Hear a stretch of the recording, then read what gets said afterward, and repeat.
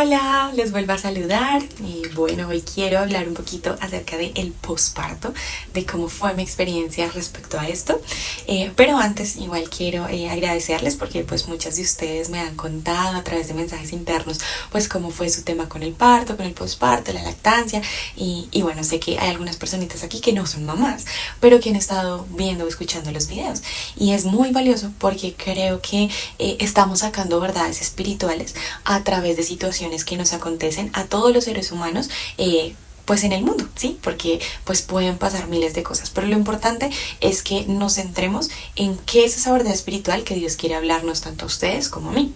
Comienzo diciendo esto.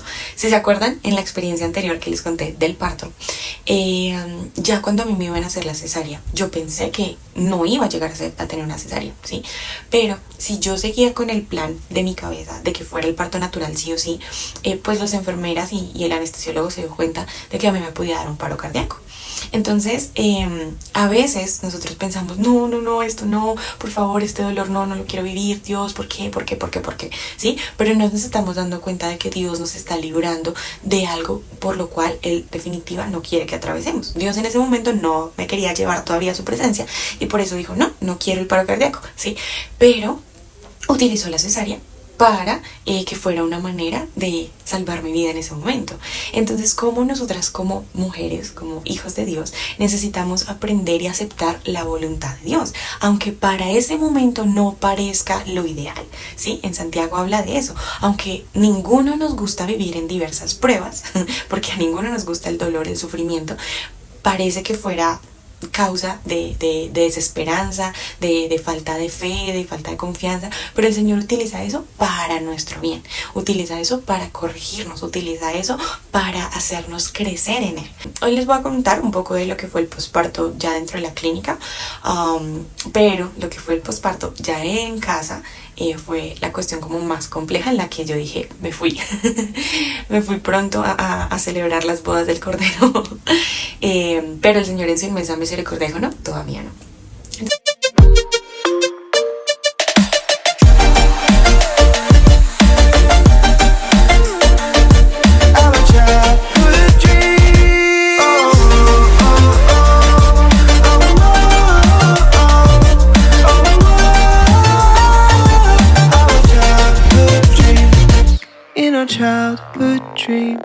Por favor, en estos videos tratemos también no de usar esas comparaciones, tanto de que ustedes no se comparen hacia mi experiencia porque es totalmente diferente, totalmente única, como yo no compararme a la de ustedes, ¿sí? Porque cuando nos comparamos empiezan a entrar los prejuicios. Ah, pero entonces ¿por qué ella sí pudo hacer esto? ¿O porque ella no se le dieron así las cosas? ¿O porque sí? Porque es que cada persona, cada vida es un trato de Dios diferente con cada uno, ¿sí? Entonces, también, si tenemos la oportunidad de ver estos videos y todo, veámoslo de una forma de aprendizaje, ¿cierto? De diferentes circunstancias que a todos nos puede suceder, pero no de comparación, no de prejuicios y de juzgar de, mira, porque no es la idea. Partamos de una verdad espiritual y es que a Dios nada se le escapa. Nada se sale de su control o de su voluntad, porque Él es omnipresente, omnisciente y omnipotente, ¿sí? Todo está debajo de su autoridad. Entonces nosotros no somos nadie, absolutamente nadie, para decir, no, esto no era voluntad de Dios, todo lo que pasó, todo esto, lo uno y lo otro, ¿sí? Claro, hay cosas que Dios no quiere, ¿sí? Pero cosas que suceden porque estamos en el mundo, porque el mundo es caído, el mundo tiene pecado, hay corazones que no buscan alinearse a lo que Dios quiere en este mundo, ¿sí? Pero Dios aún en medio de todo eso que Él permite que suceda, todo lo utiliza para bien, ¿cierto? ¿De quiénes? De quienes son llamados sus hijos, de quienes tienen ese propósito en su voluntad. Entonces, si nosotros confiamos plenamente en Él, pase lo que pase, por más terrible que parezca la situación, nosotros podemos vivir confiados de que no se escapó de la voluntad de Dios para nosotros, porque Él lo va a usar para nuestro bien. Entonces, claro, el enemigo viene y causa desastres, ¿sí? Pero el Señor dice, ok, lo permito, porque quiero también a través de esta oportunidad darle a entender a mi hijo o a mi hija una verdad aún más grande, algo que todavía ya le está faltando, ¿sí? ¿Cómo qué? Bueno, mi hijo todavía no ha trabajado en su humildad. Mi hijo todavía le falta fe y dependencia. Ok, entonces vamos a permitir que esta prueba sea la que lo pula para conocerme más y entenderme más. Si nosotros vemos, toda la Biblia nos habla de eso, o sea, toda la Biblia nos habla de personajes que tuvieron que vivir muchas circunstancias muy difíciles, que me dicen de José, que me dicen de David, de Daniel, ¿cierto? De Abraham, o sea, de los más famosos, de los discípulos, de Jesús mismo, ¿sí? O sea, tuvieron que padecer para también entender verdades espirituales. Y nosotros sabemos que aquí en el mundo pues vamos a tener aflicciones, que podemos tener enfermedades, unas quiebras financieras, pérdidas de un familiar, incluso el COVID. O sea, solo hablándolo desde ahí, murieron creyentes y no creyentes, ¿sí? Y nos infectamos de gripa creyentes y no creyentes, ¿sí? ¿Por qué? Porque el Señor permite que sucedan estas cosas y Él dice en su palabra que vamos a pasar por diversas pruebas y aflicciones, pero todo eso para los que creemos y confiamos en Él nos ayudará para bien.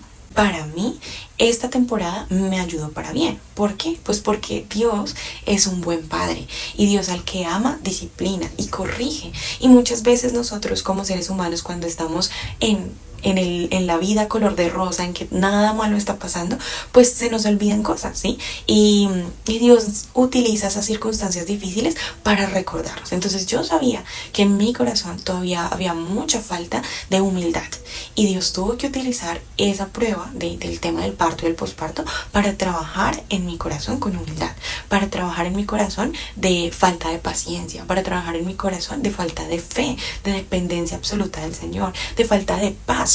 O sea, yo quería todo a mi manera, a mi modo, acelerado, y no era el plan del Señor. El plan del Señor era llevarme al quebrantamiento de mi corazón para que yo pudiera entender esas verdades espirituales. Entonces, sí hay quebrantamiento espiritual del Señor por lo que Él permite que suceda para que en nosotros Él trabaje en gran manera. Quiero que hablemos acerca de este personaje en la Biblia, que es Job.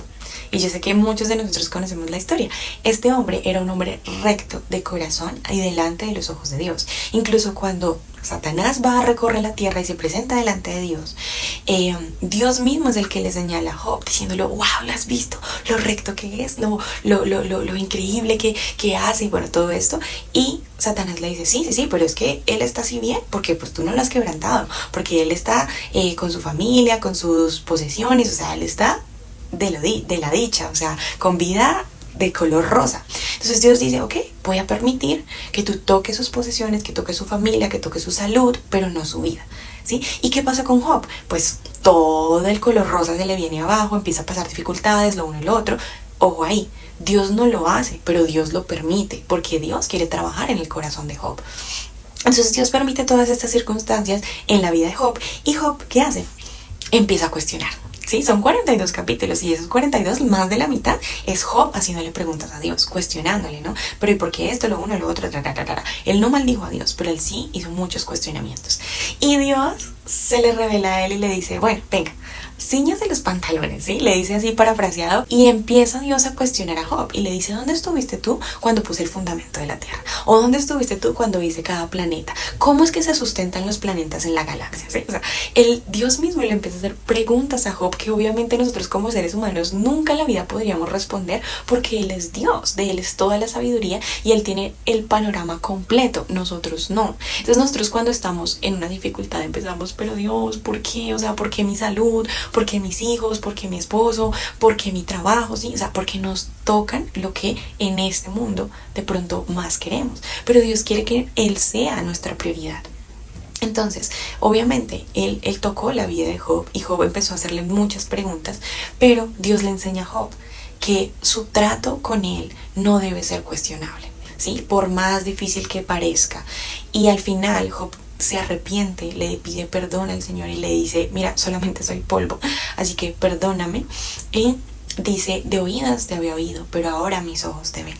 Cómo esta historia nos enseña a nosotros que muchas veces somos muy rápidos para hablar, para preguntarle a Dios por qué lo uno y lo otro, pero muy lentos para callar, para agradecer y decir, Señor, aunque esto me esté doliendo, sé que tú lo estás usando para bien, sé que me estás ayudando porque mi corazón aún está muy faltante de humildad, de paciencia, de paz, de bondad, de gozo, ¿sí? Y el Señor está utilizando esa circunstancia para que crezcamos en carácter y en conocimiento de quién es Él, que nuestros ojos digan, wow, te puedo ver, Señor, a través de esta circunstancia. Y muchas veces, queridos, eso no sucede cuando todo está perfecto en nuestras vidas. El Señor usa el quebrantamiento para acercar nuestro corazón más a Él. Por eso incluso Él dice, los llevaré al desierto y les hablaré tiernamente a su corazón.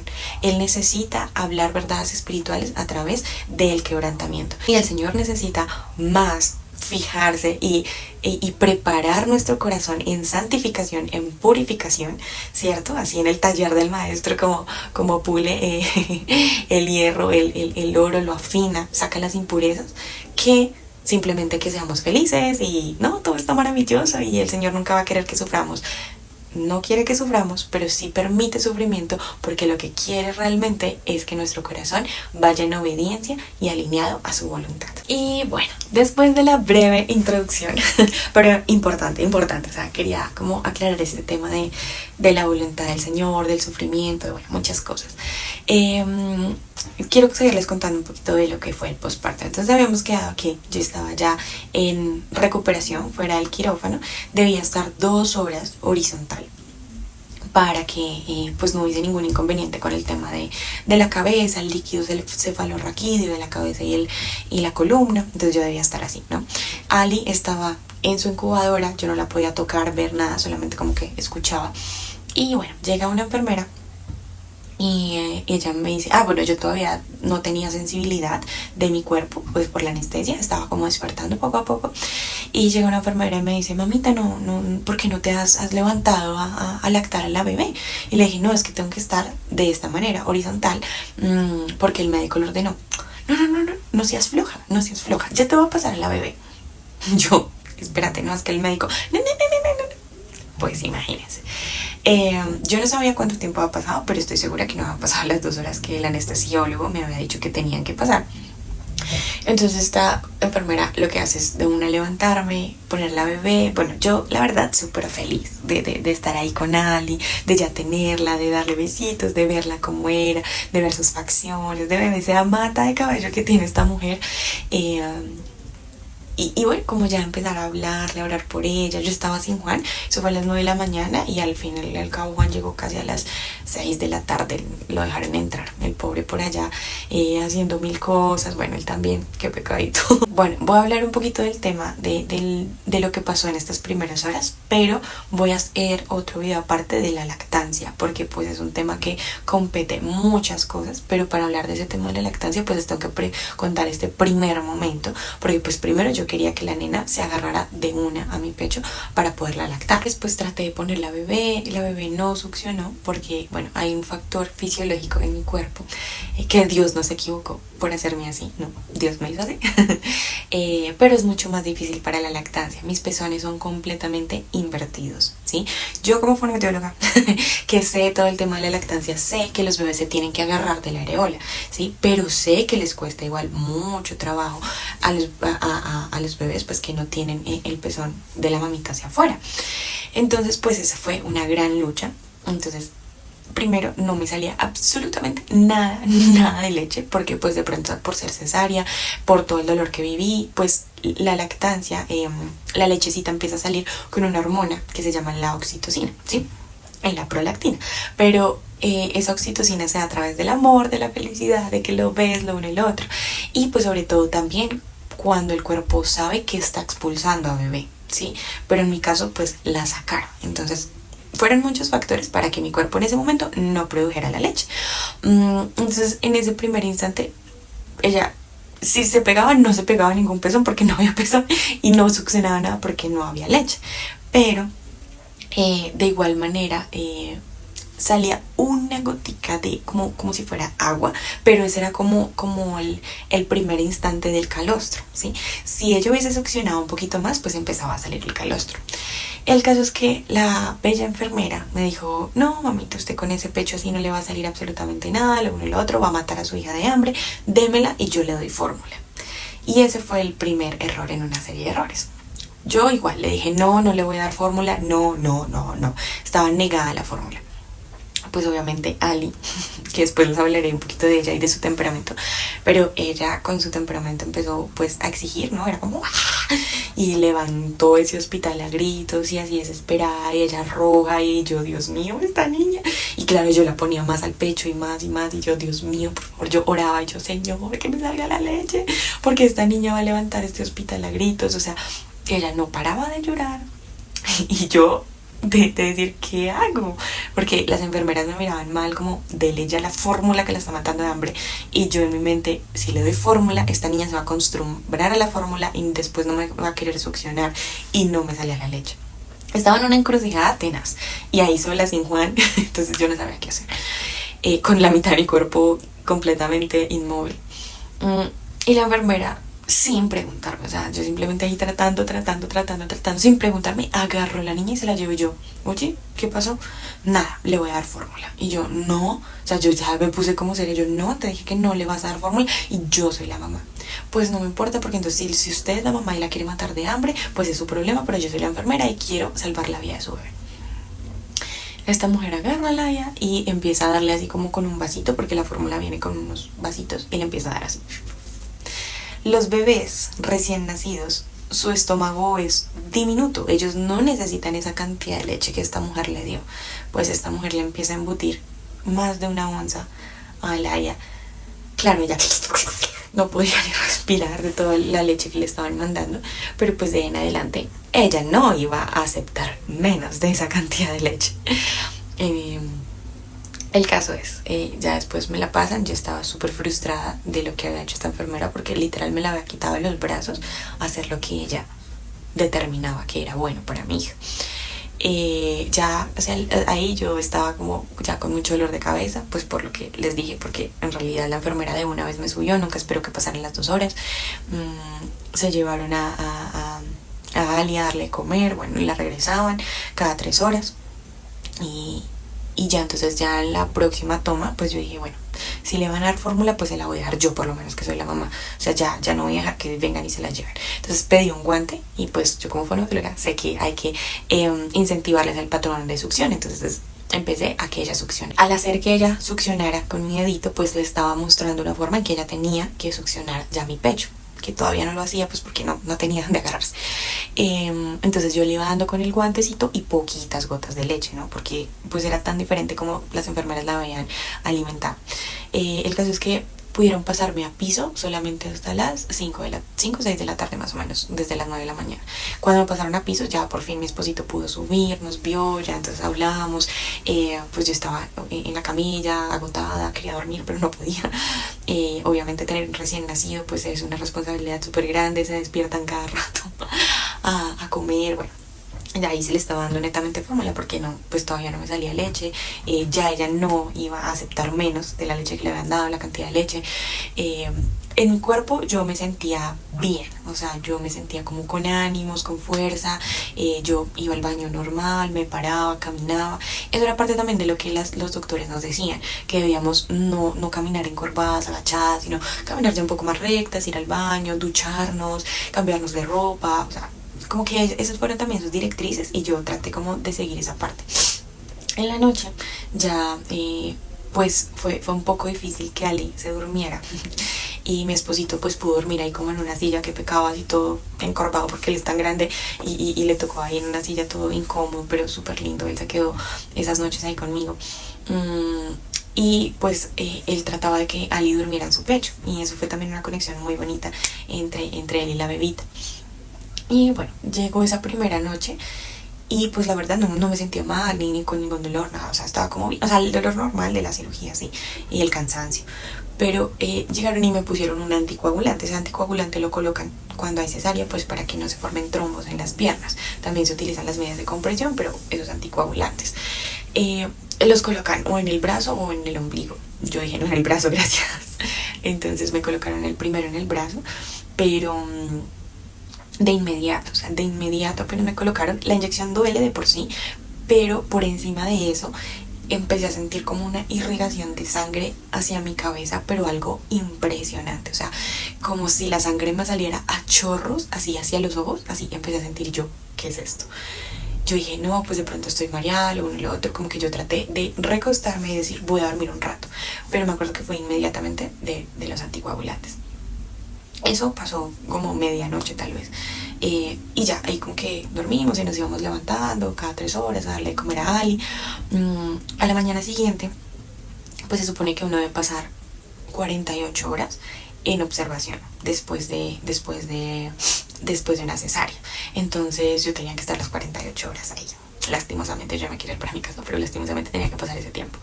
En el día nos vino a visitar mi cuñada, la hermanita de Juan, súper linda, conocer a la bebé, me ayudó un montón porque pues mientras ella la tenía, yo iba, me duchaba, me cambiaba, yo me sentía mucho más fuerte, la verdad, o sea, no me sentía mal. Pero esa segunda noche me volvieron a aplicar el anticoagulante y apenas me lo colocaron, lo mismo, o sea, empecé a sentir esa cabeza, pero esta vez, en esta segunda instancia, fue peor, o sea, yo sentía que se me iban a reventar acá los vasitos y yo dije, no, esto no es normal, o sea, no es coincidencia que sea después de que me colocan el anticoagulante que me esté pasando esto.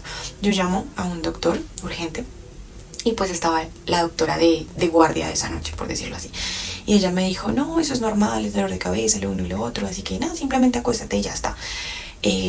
Pero no, yo esa noche sí ya no pude dormir del dolor tan tremendo de cabeza y que no podía explicar qué era. Doctora, pues como que dice, no es nada, pero igual voy a dejar una nota con el anestesiólogo para que te pase a revisar. Y yo, bueno, se supone que a la mañana siguiente a mí me daban salida a las 8 de la mañana, porque ahí se cumplían las 48 horas de la cesárea, entonces yo ya estaba como súper feliz, yo me van a dejar salir. Pero ese tema de verdad del dolor de cabeza, pues no fue normal. O sea, en la noche pasé una noche muy mal. Juan, gracias a Dios, estuvo con la bebé porque yo estaba súper agotada. Al día siguiente pues fue ya mi mami y ella estuvo también con la baby, me ayudó de día, bueno, lo uno y lo otro. Y pues yo esperando al anestesiólogo, por favor, que pasara, yo no me quería quedar más tiempo en ese hospital. Y el anestesiólogo pasa y me dice, bueno, tú lo que pasa, bueno, ahí ni siquiera me tocó, o sea, solamente me hizo preguntas. Y dentro de esas preguntas, pues me dijo que si yo me había levantado muy rápido después de la cirugía. Y le dije, sí, la enfermera me dijo. Entonces, bueno, ahí él fue como, bueno, no está bien lo que sucedió. Tú tienes cefalea postpunción. ¿Eso qué quiere decir? Como a ti te hicieron primero una intervención en la columna en la que te abrieron un huequito, ese huequito no está bien sano. Y cada vez que te aplican un anticoagulante, ¿qué hace un anticoagulante? Que la sangre sea más líquida. Entonces tu cuerpo solo está tratando de cerrar ese huequito, ¿sí? Entonces como de taparlo con un cemento, por decirlo así, que es la misma sangre. Pero como se está tratando de taparlo con ese cemento, pero cada vez que te aplican el anticoagulante se vuelve líquida esa sangre, pues vuelve y se destapa ese huequito. Por ese huequito se te está saliendo el líquido de la cabeza y de la columna. Y por eso es que sientes ese dolor extremo de cabeza. Y la única forma en que pasa es que permanezcas la mayor parte del tiempo acostada de forma horizontal para que la gravedad haga que se tape ese huequito. Ahora yo le pregunté pues si podíamos desistir de los anticoagulantes y la respuesta fue no, porque se podían formar trombos en las piernas. Entonces me dijo unas por otras, así que tienes que seguir con los anticoagulantes. Me recetó mucho café, me dijo toma mucho café porque eso ayuda también un montón. Al día de hoy no sé por qué, si alguna sabe por qué el tema del café para eso, buenísimo. Pero sí, a punta de tinto estuve todos esos días y me ayudó mucho. Pero claramente cada vez que llegaba la hora del anticoagulante, pues era la hora del terror, porque todo en mi cuerpo cambió. O sea, yo sentía que de día, bien, pero a la hora de la noche, que eran como las 8 de la noche que me tenían que aplicar ese anticoagulante, yo iba al otro mundo y volvía. El caso es que me dieron salida al día siguiente. Entonces, bueno, fue un poco tortuoso estar allí en la clínica porque las enfermeras entran, salen cada hora a tomar signos. O sea, tú no duermes en realidad y tú súper cansada después de la cesárea, del llanto de la bebé, de que no podía lactar, todavía no me salía ni 5 de leche, la bebé con mucha hambre, bueno, dormirla, cambiarla. O sea, es algo tan nuevo para ti, pero igual no estás en un ambiente natural, cuidado, sino en un montón de personas extrañas que pasan todo el tiempo a revisarte, a cuál carnicería, que te tocan por todo lado a ver si ya estás bien, si estás sanando. Pues todavía hay mucho tema de falta de profesionalismo, entonces simplemente ni te saludan ni nada, sino como el pedazo de carne, venga pues, ¿cómo está la cirugía? ¿Cómo está usted? ¿Cómo están sus pechos? O sea, y pues cuando me dijeron lo de la cefalea pospunción, yo, o sea, les digo, respiré y dije, wow, una cosa más, Dios. O sea, realmente fue como mi cuestionamiento una vez más, como otra cosa más por la que hay que pasar. Pero era parte del proceso y era parte de la voluntad de Dios, que bueno, ya les hablé al principio. Otra cosa por la que yo siento que Dios también permitió que viviera esto era para que yo pudiera contarles a nuevas mamitas que vienen en este proceso que es posible tener un parto a la manera pues más natural y fisiológica posible, ¿sí? ¿Por qué? Porque pues el Señor así mismo lo diseñó. Y ustedes dirán, ay Dani, pero tú al fin nunca lo tuviste así. Sí, yo sé. Se dieron muchas circunstancias en las que literal me tocó estar en la clínica, ¿sí? Pero que me parecería muy lindo que en Colombia se empezara pues a adoptar un poco más este tema de las parteras, de las doulas, que no fuera tan costoso las pocas que hay, ¿cierto? Incluso les digo, me gustaría estudiar para ser doula, o sea, un acompañante para el tema del parto, porque siento que es algo muy especial el poder ver y entender este proceso como algo fisiológico, como algo natural, normal y enfocadas en el Señor, ¿sí? ¿Por qué lo digo? Porque obviamente pasé toda la otra cara de la moneda en la cual pues todos eran los médicos los que tomaban las decisiones, yo tenía que hacer lo que ellos dijeran, XY, tenía que estar en esta posición, tenía que estar con los líquidos conectada, lo uno, lo otro, pero no a la manera natural, ¿sí? Poder estar en compañía totalmente de mi esposo, en libre movimiento, segregando las hormonas que facilitan que el parto se dé, comiendo, hidratándome, ¿sí? Cantando adoraciones, de pronto leyendo mis versículos bíblicos en la pared, leyendo la palabra, orando, ¿sí? Pero nada de eso podía pasar en la clínica. Entonces, no sé, hasta digo, me encantaría, si Dios así lo permite, el poder estudiar para ser acompañante de mamitas en este proceso tan bonito que Dios nos permite vivir. Nada, el siguiente video les dejo cómo fue el posparto ya en casa.